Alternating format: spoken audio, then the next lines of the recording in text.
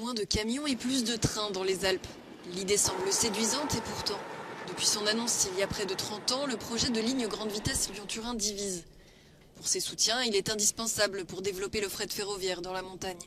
L'urgence climatique, c'est qu'il y a 3 millions de poids lourds qui passent chaque année sur la route entre la France et l'Italie. Si vous ne faites pas de tunnel, vous gardez les camions sur les routes. Mais pour les détracteurs du projet, les atteintes à l'environnement dépassent largement les bénéfices.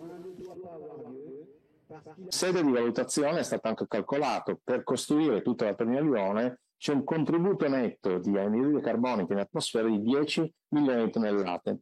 Le stime che ci sono nel progetto parlano di quantità di acqua dell'ordine di 600-1000 litri al secondo che potrebbero uscire dalla galleria a causa della realizzazione di questi lavori. È un po' come se circa una bella fetta di Torino oppure un bel pezzo di Lione rischiassero di far venir meno il loro fabbisogno idrico. Aujourd'hui, ce drainage il représente 1% du débit de la rivière Larc par rapport à tous les bienfaits écologiques que je viens d'évoquer, c'est-à-dire le report modal des camions sur les routes, moins d'accidents routiers, moins d'usure des infrastructures, la fiabilité des échanges, le rapprochement des peuples et des territoires. On peut considérer que c'est un investissement qu'on peut faire.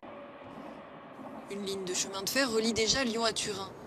Perchée dans la montagne, elle permet le passage d'une 50aine de trains par jour à travers le tunnel de Fréjus.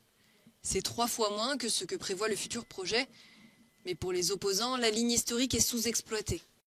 Ce qui est certain, c'est que oui, aujourd'hui, par la ligne déjà actuellement en place, sans besoin de créer de tunnel, on pourrait passer ce dont on a besoin.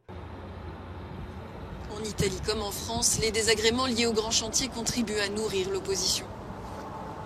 La vie quotidienne en fait des petits villages qui sont traversés par les camions de transport de déchets ou de marchandises sont évidemment bouleversés. Aujourd'hui, ce n'est que en fait des travaux, des déchets, et il y a véritablement un gaspillage monstrueux des paysages qui permettaient la vie.